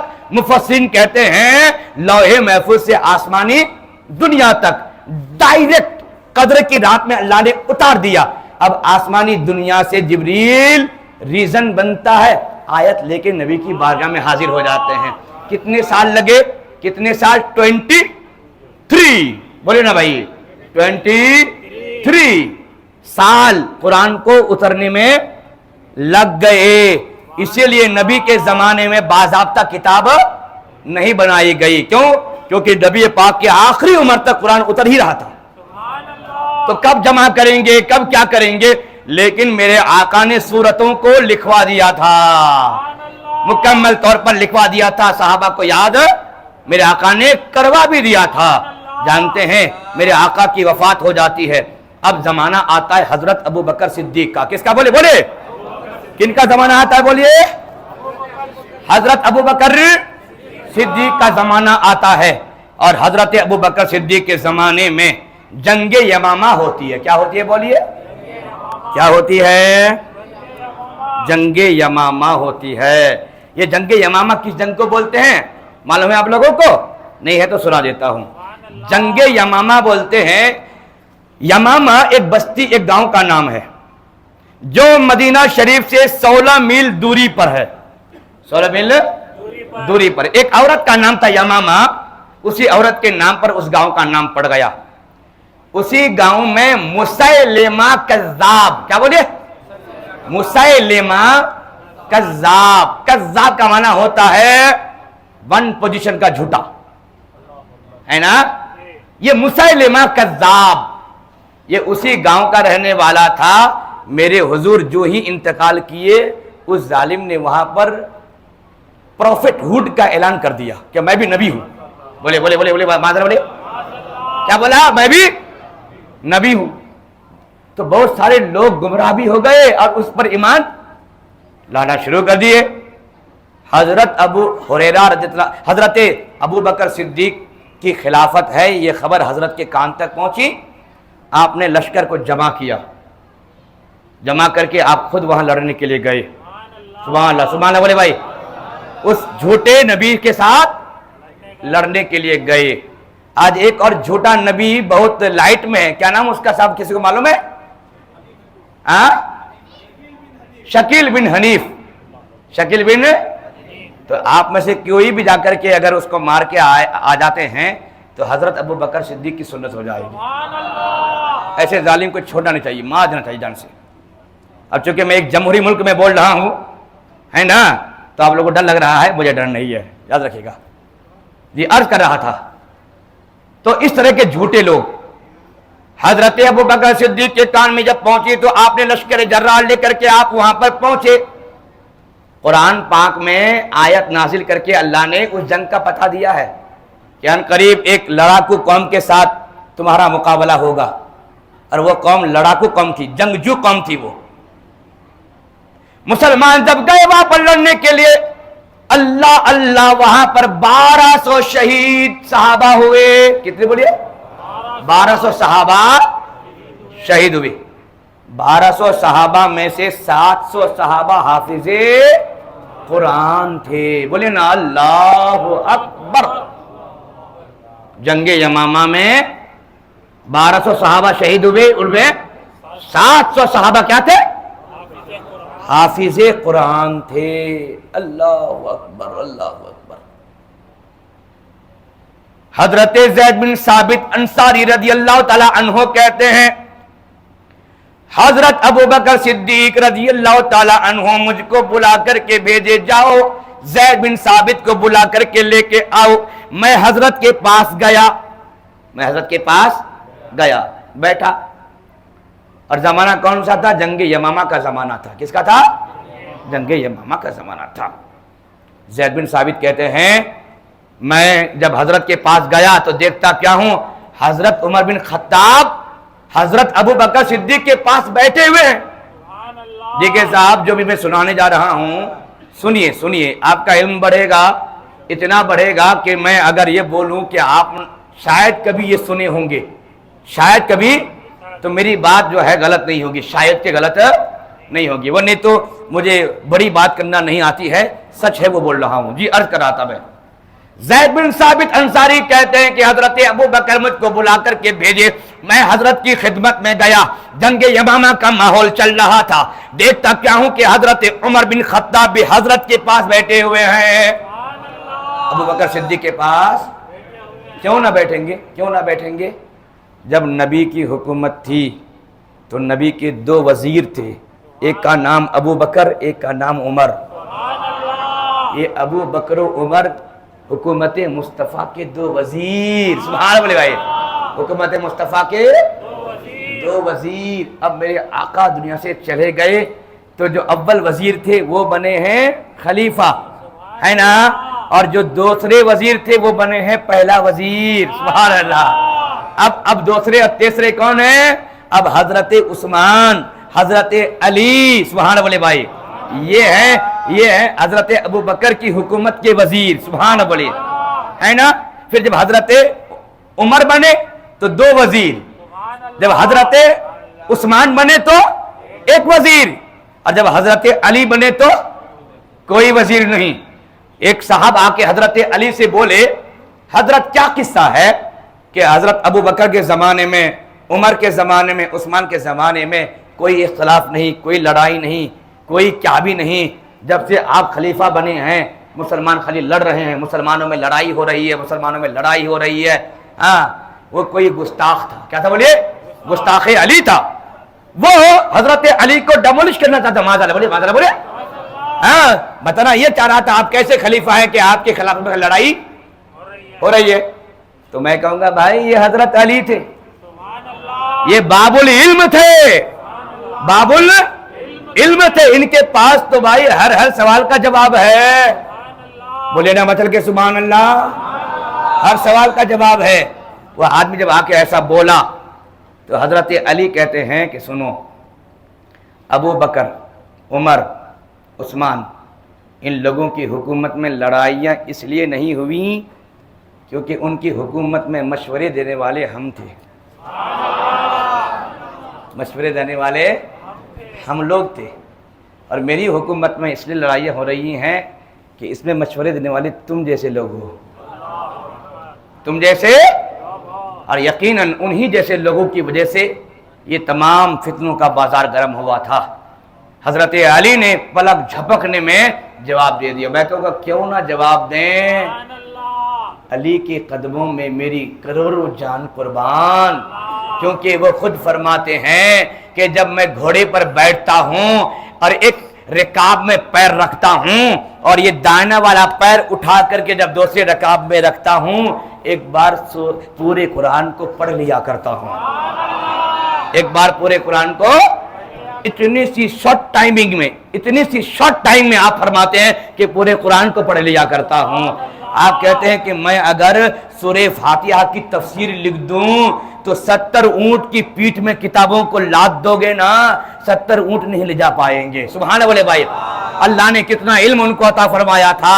ایسے لوگ اگر ان کو سوال کریں گے تو چٹکی میں جواب نہیں دیں گے، چٹکی میں جواب بھی دیں گے، اور ایسا جواب دیں گے کہ سوال کرنے والے کو گھٹنے پہ لا کے کھڑا کر دیں گے، گھٹنے پہ لا کے کھڑا کر دیں گے، دھول چٹا دیں گے اور لوہے کا چنا چبوا دیں گے۔ سبحان اللہ، آپ نے چبا دیا۔ جی عرض کر رہا تھا، حضرت ابو بکر کی محفل ہے، ان کے دربار ہے۔ حضرت زید بن ثابت کہتے ہیں حضرت مجھ کو بلائے، گیا دیکھتا ہوں کہ حضرت عمر پہلے سے بیٹھے ہوئے ہیں۔ سبحان اللہ۔ تو اب ابو بکر صدیق مجھ کو کہتے ہیں، کون کہتے ہیں؟ زید بن ثابت۔ ان کا نام ذرا سا دل میں بٹھا لیجئے، کیونکہ یہ قرآن جو ہاتھ میں ہمارا ہے نا، سب سے بڑا کردار انہی حضرت کا ہے۔ زید بن ثابت انصاری، ایک بار بولیے نا، زید بن، ہاں بولیے، ثابت انصاری۔ ہاں، کہتے ہیں کہ حضرت ابو بکر صدیق اب مجھ سے مخاطب ہو کر کے بات کرنے لگے۔ کیا بات کرنے لگے؟ جو بات آپ میں اور حضرت عمر میں ہو چکی تھی وہ بات مجھ سے بولنے لگے۔ اے زید، یہ دیکھو عمر آئے ہوئے ہیں۔ عمر کہتے ہیں مجھ کو کہ حضرت جنگ یمامہ میں 700 حفاظ شہید ہو گئی، جنگوں میں حافظ شہید ہوتے چلے جائیں گے تو پھر قرآن کا کیا مسئلہ بنے گا؟ قرآن جمع کیا جائے۔ ابو بکر کہتے ہیں کہ اے عمر، ایسا کام میں کیسے کروں جو کام میرے نبی نے نہیں کیا؟ عمر کہتے ہیں نہیں کیجئے، نہیں کیجئے، نہیں کیجئے، کیجئے، کیجئے، بڑا اچھا کام ہے۔ ابو بکر کہتے ہیں عمر بولتے گئے، اللہ میرا سینہ کھولتا گیا۔ عمر کی جو مصلیحت تھی، ابو بکر کہتے ہیں میرے سینے کو اللہ نے اتنا کھولا، میں عمر کی مصلیحت تک پہنچ گیا۔ پھر میں آج ریڈی ہو گیا ہوں، اسی لیے اے زید تم کو بلایا ہوں۔ اے زید، تم جوان آدمی ہو اور تم نبی کی بارگاہ میں کاتب وحی بھی رہ چکے ہو، میں تم کو کہتا ہوں کہ کام کرو، قرآن پاک کو سرچ کر کے نکالو، جہاں پر بھی مل جائے لیتے جاؤ اور لکھتے جاؤ، سبحان اللہ بولتے جاؤ، اللہ لکھتے جاؤ۔ حضرت زید کہتے ہیں امیر المومنین، آپ ایسا کام کیوں کریں گے جو کام اللہ کے نبی نے نہیں کیا؟ یعنی جو امیر المومنین نے حضرت عمر کو سوال کیا تھا، اب وہ امیر المومنین کو کر رہے ہیں۔ آپ ایسا کام کیوں کریں گے جو حضور نے نہیں کیا؟ ابو بکر کہتے ہیں کہ کرو بہت اچھا ہے۔ حضرت زید کہتے ہیں میرا دل تو بالکل ڈر چکا تھا، لیکن حضرت کہتے گئے ادھر میرا دل بھی تیار ہوتا گیا۔ پھر قرآن جمع کرنے کے لیے میں ریڈی ہو گیا، لیکن جب حضرت نے مجھ کو حکم دیا تھا اس وقت یہ کام مجھ کو اتنا بھاری لگا تھا۔ اگر مجھ کو حضرت کہتے کہ یہ پہاڑ کاٹ کر کے وہاں پر ڈبل پہاڑ بنا دو تو میں بڑا آسان سمجھتا اس کام سے، کیونکہ قرآن جمع کرنا کوئی معمولی کام نہیں تھا۔ اللہ، حضرت زید کہتے ہیں حضرت نے ڈیوٹی دے دی، اب میں قرآن جمع کرنا کیا کر دیا؟ بولے بھائی، کیا کر دیا؟ شروع کر دیا۔ اس کے بعد کہتے ہیں میں نے قرآن کو ہڈیوں سے جمع کیا، چمڑوں سے جمع کیا، کاغذ سے جمع کیا، درخت کے پتوں سے جمع کیا، میں نے پتھروں سے جمع کیا، لوگوں کے سینوں سے جمع کیا، کیونکہ میں تو کاتب وہی پہلے ہی سے تھا، اور تنہا نہیں، مجھ کو حضرت نے ٹیم بھی دے دیا تھا، ٹیم ورک چل رہا تھا، میں نے جمع کر لیا، اور جمع کرنے کے بعد پھر ان تمام کاغذات کو ایک جا کیا، کچھ چمڑیاں تھیں ان سب کو جمع کیا، سوئی لیا، دھاگا لیا، بڑھیا سے اس کو سل دیا، اور سل کر کے حضرت ابو بکر صدیق کو دے دیا کہ سرکار لیجئے، میں نے ڈیوٹی پر عمل کر لی ہے۔ حضرت ابو بکر صدیق رضی اللہ تعالی عنہ کے زمانے میں یہ قرآن پاک کی صورتیں اس طرح جمع کر کے آپ نے دے دیا۔ لیکن تحریک کس کی تھی؟ تحریک حضرت عمر فاروق اعظم کی تھی۔ انہوں نے کہا تھا سرکار جمع کرائیے، جمع کرائیے. میں نہیں کہتا. حضرت علی فرماتے ہیں کہ جمع قرآن کے مسئلے میں, تدوین قرآن کے مسئلے میں سب سے زیادہ ثواب اللہ تعالیٰ اگر کسی کو دے گا وہ ابو بکر و عمر کو عطا فرمائے گا. کس نے کہا؟ میں کہا. ہم سب کے پیارے حضرت علی نے فرمایا ہے. سبحان اللہ بھائی, سب سے زیادہ ثواب ابو بکر و عمر کو عطا فرمائے گا. اب یہ حضرت ابو بکر کے زمانے میں بھی رہا, اس کے بعد آپ انتقال کر گئے, پھر حضرت عمر کے زمانے میں بھی رہا. ایکسٹرا کوئی کام نہیں کیا گیا. اور یہ مت کہیے گا یہ پورا قرآن تھا. یہ پورا قرآن نہیں تھا, اس میں اکثر صورتیں تھیں اور اس زمانے میں بہت سارے حفاظ تھے, بہت سارے حفاظ تھے, اس لیے بھی کمپلیٹ کرنا ضروری نہیں سمجھا تھا. حضرت فاروق اعظم بھی اسی طرح رہنے دیے. فاروق اعظم کی شہادت کے بعد وہ فاروق اعظم کی بیٹی ہم مومنوں کی ماں حضرت حفصہ رضی اللہ تعالی عنہا, میرے نبی کی جوزۂ محترمہ, فاروق اعظم نے اپنی بیٹی کو دے دیا کہ بیٹی یہ تمہاری امانت میں دے رہا ہوں. بات ختم ہو گئی. ہاں, زمانہ کن کا آیا؟ عثمان غنی کا. بولے بولے بولے, کس کا بولے؟ اے دیکھیے عثمان غنی کا زمانہ آیا ہے. اب کیا ہو رہا ہے؟ حضرت عثمان غنی جنگ ارمینا اور جنگ عراق میں آپ بزی تھے. جنگ ارمینا, یہ ارمینا ایک جگہ کا نام ہے ملک شام میں, اور جنگ عراق آذربائیجان یہ دو جگہ کا نام ہے. ان دونوں جگہ جنگیں چل رہی تھی حضرت عثمان غنی کے دور خلافت میں, اور حضرت امیر المومنین عثمان غنی وہاں پر بزی تھے. کیا تھے بولیے؟ وہاں پر بزی تھے. وہاں پر ایک صحابی تھے, ان کا نام تھا حضرت حذیفہ بن یمان. کیا نام بولیے؟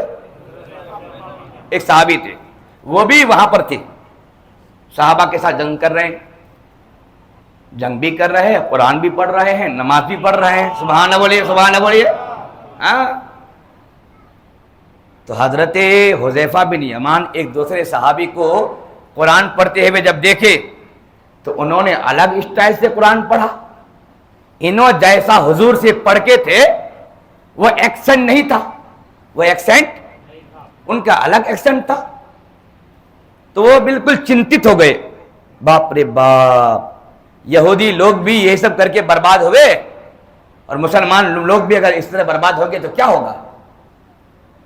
حالانکہ قرآن کو اللہ نے 7 طریقے سے نازل کیا ہے, بلکہ اس سے زیادہ طریقے پر نازل کیا ہے. میرے آقا حدیث میں فرماتے ہیں جبریل امین ایک دفعہ میرے پاس قرآن لے کر کے آئے ایک ایکسنٹ میں, تو میں نے اس قرآن کو اللہ کے بارے میں پیش کیا کہ اے پروردگار, تو نے مجھ کو ایسے لوگوں کی طرف بھیج دیا ہے وہ سب ان پڑھ ہیں. سب کیا ہے بولیے؟ ان پڑھ ہے, اکثر ان پڑھ ہے. تو اتنا بلیغ کلام کیسے سمجھ پائیں گے؟ اے اللہ اس میں کوئی کنسیشن ڈال دے. تو اللہ نے فرمایا ٹھیک ہے, آپ کو میں 2 طریقہ 2 ایکسنٹ دیتا ہوں. وہی نا بھائی بدل کے 2 طریقہ 2 ایکسنٹ دیتا ہوں.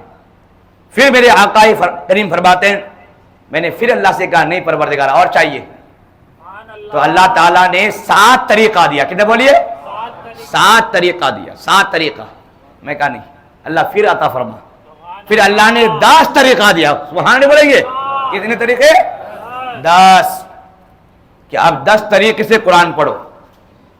خالی میننگ چینج نہیں ہونی چاہیے. ایکسنٹ سمجھتے ہیں نا, ایکسنٹ سمجھتے ہیں. انگلش زبان ایک ہے لیکن ہر ملک کا ایکسنٹ الگ ہے. آپ لوگ جو بولتے ہیں آپ لوگوں کا انداز الگ ہوتا ہے, لیکن ہمارے کلکتہ کے لوگ جب انگلش بولتے ہیں ان کا انداز الگ ہوتا ہے. نہیں صاحب؟ ہاں, لیکن آپ لوگوں کو ماننا ہوگا کہ ہمارے کلکتہ والے گرامرلی بہت اسٹرانگ ہوتے ہیں. مانیں آپ لوگوں کو؟ ہاں, آپ لوگ انگلش بولتے ہیں وداؤٹ گرامر اور ہم لوگ انگلش بولتے ہیں ود گرامر. ہاں, میں اچھے بولنے والے کی غلطی پکڑ سکتا ہوں ان دا ویو آف گرامر. ہاں, گرامر میں غلط بولتے ہیں آپ لوگ, لیکن کلکتہ والے گرامر بہت ان کا مضبوط ہے, وہ گرامرلی بولتے ہیں. وہ یاد رکھیے گا. خیر, آپ لوگ جو ہیں فلوینس کو دیکھتے ہیں, اسپیڈ ہونا چاہیے بس, ہے نا, وہ یاد ہے. خیر, تو بھائی کوئی بھی زبان ہو, زبان بولنے والوں کا ایکسینٹ الگ الگ ہوتا ہے. عرب میں بھی ویسے ہی تھا, وہ بستی والے الگ عربی، وہ بستی والے الگ عربی، وہ بستی والے الگ عربی۔ میرے آقا کریم نے رب کی بارگاہ میں دعا کی، پروردگار آسانی عطا فرما ورنہ تو یہ لوگ گنہگار ہو جائیں گے۔ رب نے ارشاد فرمایا ٹھیک ہے کوئی بات نہیں، 10 طریقہ دے رہا ہوں، انہی طریقے پر قرآن پڑھتے چلے جاؤ۔ تو کچھ لوگ ہیں پڑھتے ہیں الحمدللہ رب العالمین الرحمن الرحیم مالک یوم الدین، کیا پڑھتے ہیں؟ مالک یوم الدین۔ تو کچھ علاقے والے کیا پڑھتے ہیں؟ الحمدللہ رب العالمین الرحمن الرحیم مالک یوم الدین، کوئی مالک یوم الدین اور کوئی مالک یوم الدین۔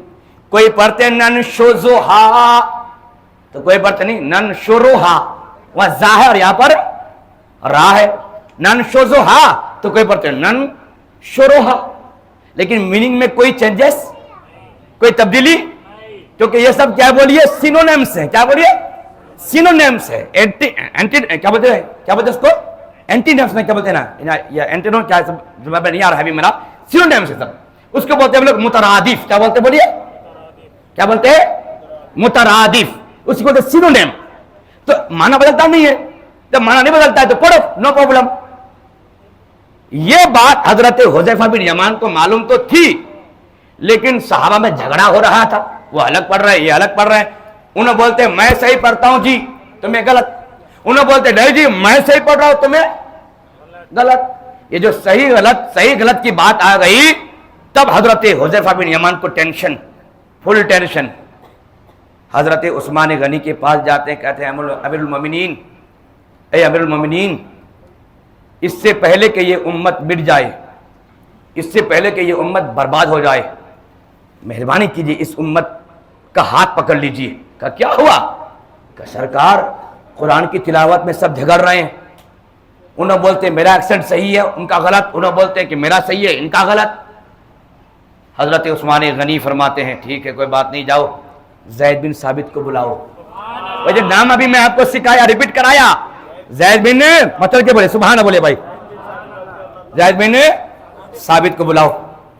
وہ حضرت آئے اور ادھر حضرت عثمان غنی نے خط لکھا حضرت حفصہ کو، حضرت حفصہ کو کہ جو قرآن آپ کے ابا حضرت عمر نے آپ کو امانت میں دیا ہے ذرا اس کو بھیج دیجئے تاکہ ہم کاپی بھی کر لیں اور کمپلیٹ قرآن کو جمع کر دیں۔ حضرت زید بن ثابت کو حضرت عثمان غنی نے بلا کر کے یہ کام دیا، اور اس کے بعد ساتھ میں ان کے ساتھ ایک ٹیم دیا، اس ٹیم میں کون تھے؟ سعید بن عاص، نام بولیے بھائی، عبداللہ بن زبیر، عبداللہ بن حارث بن ہشام، یہ چار لوگ، یہ چار لوگ، یہ زید بن ثابت جو ہیں یہ تھے انصاری، اور باقی یہ تینوں تھے قریشی، یہ تینوں تھے اور یہ تھے انصاری۔ اور قرآن جو سب سے پہلی دفعہ اللہ نے نازل کیا تھا تو قریشیوں کا جو ایکسنٹ ہے نا، اسی ایکسنٹ پر اللہ نے نازل فرمایا تھا، سبحان اللہ بھائی۔ اور آج جو ہمارے پاس قرآن موجود ہے، جو اس میں طریقہ ہے وہی قریشی والا طریقہ ہے، اسی پر صحابہ کا اجماع ہوا، صحابہ کی میجورٹی ہوئی، اسی کو لغت قریش کہتے ہیں، اور قرات ابن عاصم کہتے ہیں۔ کیا بولتے ہیں؟ قرات ابن عاصم۔ 10 قرہ ہیں، قرہ کتنے ہیں؟ ان 10 قرہ میں جو یہ ابن عاصم قاری ہیں، انہی کی قرات کے مطابق قرآن کو جمع کیا گیا ہے، لیکن 10 قاریوں کے مطابق قرآن پڑھا جاتا ہے۔ آج کل کیا ہوتا ہے؟ آج کل کوئی اچھی آواز ہے، بڑھیا قرآن پڑھ دیا، قاری صاحب بڑے قاری صاحب، ایسے بڑے قاری صاحبوں کو بٹھا کر کے اگر قرات کے مسئلے پوچھ لیے جائیں نا، وضو بھی ٹوٹے گا، سمجھ رہے نا، وضو ٹوٹ جائے گا قاریوں کا۔ پڑھے لکھے نہیں، خالی بس بڑے بڑھیا سے پڑھ دیا ہو گیا قاری۔ قرآن سیکھنے کے بعد اس کے جو طریقے ہیں وغیرہ وغیرہ، ان طریقوں کے بعد اب آدمی قاری بنتا ہے۔ بول دیجیے 5 منٹ، سمجھ رہے ہیں آج؟ اور اس میں اچھوں کا پسینہ نکل جاتا ہے، اور بغیر عالم کے کوئی قاری نہیں بن سکتا، کیونکہ قرات کے جو اصول، اس کے ضوابط، اس کے میتھڈ، اس کے طریقے ہیں نا، وہ ایک عالم ہی پڑھ سکتا ہے، وہ ایک عالم ہی پڑھ سکتا ہے۔ خیر بات وہ الگ تھی۔ یہ 10 طریقے ہیں قرآن پڑھنے کے، اس لیے اس کو بولتے ہیں قاری عشرہ۔ کیا بولتے ہیں؟ مطلب اس کو 10 طریقے سے قرآن پڑھنا آتا ہے۔ ایک ہوتا ہے قاری سبع، مطلب اس کو 7 طریقے سے قرآن پڑھنا آتا ہے نا؟ ہاں ایک ہوتا ہے قاری حفظ، قاری حفظ مطلب جیسا قرآن ہے ویسا پڑھنا آتا ہے، جیسا قرآن ہے ویسا، اس کو ہوتا ہے قاری حفظ۔ یہ 3 طرح کا قاری ہوتا ہے۔ بس میں آ گئی، بس 2-3 منٹ میں میں ختم کر رہا ہوں۔ حضرت عثمان غنی نے یہ تینوں آدمی جو قریشی تھے، ان تینوں قریشیوں کو بٹھا کے آپ نے کہا سنو، زید بن ثابت انصاری ہیں، ان کا ایکسنٹ الگ ہے، تمہارا ایکسنٹ الگ ہے، تو کسی آیت کو جب قرآن میں لکھو اور اگر کچھ فرق ہو جائے اور دونوں میں جھگڑا ہو جائے تو نہ تم اپنا لینا نہ ان کا لینا، قرآن جیسا اترا تھا ویسا لکھنا۔ سبحان اللہ بھائی، قرآن کیسا اترا تھا؟ لغت قریش، تو لغت قریش کے مطابق قرآن میں لکھ دینا۔ اب حضرت زید بن ثابت کہتے ہیں ہم لوگ لکھنا شروع کر دیے، قرآن کو جمع کرنا شروع کر دیے، اور اللہ کی توفیق سے جتنا قرآن تھا ہم لوگوں نے پورا قرآن جمع کر لیا، پورا قرآن جمع کر لیا۔ اور سورہ توبہ کی جو آخری آیت ہے، کون سی آخری آیت؟ بالکل، لقد جاءکم رسول من انفسکم عزیز علیہ ما عنتم حریص علیکم، یہ نہ ہے آخری آیت سورہ توبہ کی جو بالکل آخری والی آیت ہے۔ حضرت زید کہتے ہیں کہ یہ چند جو آیتیں جو ہیں ہم نے صرف خالی ایک صحابی کے پاس پایا۔ کیا بولیے؟ یاد تو ہمیں بھی تھی، یاد تو ہمیں بھی تھی، وہ کہتے ہیں، اور میری ٹیم کے سب لوگوں کو وہ یاد تھی، لیکن لکھی ہوئی ایک ہی صحابی کے پاس ہم نے پائی ہے۔ اس کے بعد وہاں سے ہم نے جمع کر دیا، قرآن تیار ہو گیا، اور قریشی زبان میں ہم نے قرآن مکمل طور پر جمع کر کے حضرت ابو بکر صدیق کے ہاتھ میں دیا، اور ہم نے جو کاپی کیا وہ کتنا؟ 5۔ بولے نا بھائی، اس لیے کہتے ہیں قرآن تیری عظمت کو سلام، اسٹارٹنگ مومنٹ میں تیری نقل، تیری کاپی 5 ہوئی تھی، اور آج گنیش بک میں لکھا گیا ہے کہ دنیا میں سب سے زیادہ پرنٹ ہونے والی کتاب وہ قرآن ہے۔ وہ کون ہے؟ بولے قرآن ہے۔ قرآن سے زیادہ دنیا میں کوئی کتاب اس کی پرنٹنگ نہیں ہوتی ہے، سب سے زیادہ، سب سے زیادہ۔ لیکن شروع میں کتنا؟ خالی 5، ایک مدینے میں، ایک مکے میں، ایک کوفہ، دیکھیے بڑھے ہوئے سبحان اللہ بلند بھائی، ایک کوفہ، ایک مصر، ایک ملک شام۔ یہ 5 نسخے تیار کیے گئے، 5 ملکوں میں بھیج دیے گئے۔ پرانا جو انکمپلیٹ جو نسخہ تھا حضرت حفصہ کے پاس، پھر لپیٹ کر کے جن کی امانت تھی ان تک پہنچا دیے۔ اس کے بعد حضرت عثمان غنی نے اعلان کیا کہ اے لوگوں، اس کے علاوہ جس کے پاس بھی لکھا ہوا ہے، جو کچھ بھی لکھا ہوا ہے سب کو جمع کرو۔ سب کو جمع کیا گیا، اور جمع کر کے عثمان غنی نے کہا کہ ان سبوں کو جلا دو، ان سبوں کو کیا کر دو؟ جلا دو۔ یہاں روک کر کے ایک مسئلہ بتاتا ہوں۔ قرآن 2 قسم کے ہوتے ہیں، ایک ہوتے ہیں کلمی۔ کیا ہوتے ہیں؟ کلمی۔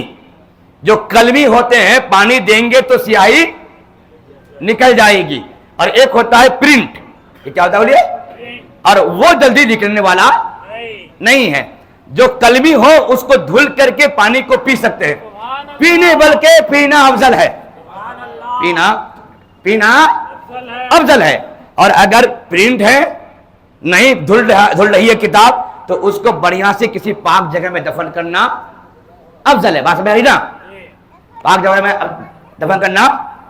لیکن حضرت عثمان غنی نہ پی کے دھل کے پی رہے ہیں نہ دفن کر رہے ہیں، آپ کہتے ہیں جلا دو۔ تمام صحابہ اسی بات پر متفق ہوئے تھے، اور عثمان غنی 50,000 صحابہ کو بٹھا کر کے مشورہ کیے تھے۔ سبوں نے مشورہ دیا کہ نہیں جلا دیا جائے۔ کیوں؟ کیونکہ کسی کے پاس کچھ کتاب ہے، کچھ آیتیں ہیں، کچھ تفسیر ہے، کچھ آیتیں ہیں، کچھ تفسیر ہیں، تو بعد میں سب اس کو قرآن سمجھ لیتے، ایک فتنہ ہو جاتا۔ اس لیے جلا دینے کا حکم دے دیا تاکہ بعد میں کوئی فتنہ نہ ہو۔ اس لیے بعض لوگ کیا بولتے ہیں کہ حضرت علی کی شان میں جو 10 پارے تھے نا، اسی کو جلا دیے تھے۔ بولے نا ماشاء اللہ، اسی کو کیا دیے تھے؟ جلا دیے تھے. ارے معاذ اللہ، تم حضرت علی کو اتنا کمزور سمجھتے ہو؟ حضرت علی تو باحیات زندہ تھے. ان کی شان میں 10 پارے وہ جلا دینے کے لیے وہ کیسے راضی ہو جاتے؟ معاذ اللہ بولے بھائی. وہ تو جنگ لڑتے حضرت عثمان غنی سے. کیوں؟ حضرت علی کا بیٹا نبی کی سنتیں بدل رہی تھی تو جان دے دیا. سبحان اللہ بولے بھائی، جان دے دیا. اور قرآن جلا دیا جائے اور حضرت علی خاموش بیٹھے رہیں گے؟ اچھا چلو کوئی بات نہیں، کسی مصلحت کی بنیاد پر خاموش تھے. تو جب حضرت علی کا زمانہ آیا تو وہ اپنے زمانے میں وہ پورا قرآن پھر پبلش کیوں نہیں کیے؟ اس وقت تو کوئی روکنے والے نہیں تھے. تو اس طرح جھوٹی بات بند کرو اور اسلام کو اس طرح بدنام مت کرو. ہمارا قرآن جیسا اللہ نے لوح محفوظ سے آسمانی دنیا سے نبی کی سینے تک اتارا تھا، ویسا ہی قرآن آج ہمارے ہاتھوں میں موجود ہے. السلام علیکم ورحمۃ اللہ وبرکاتہ.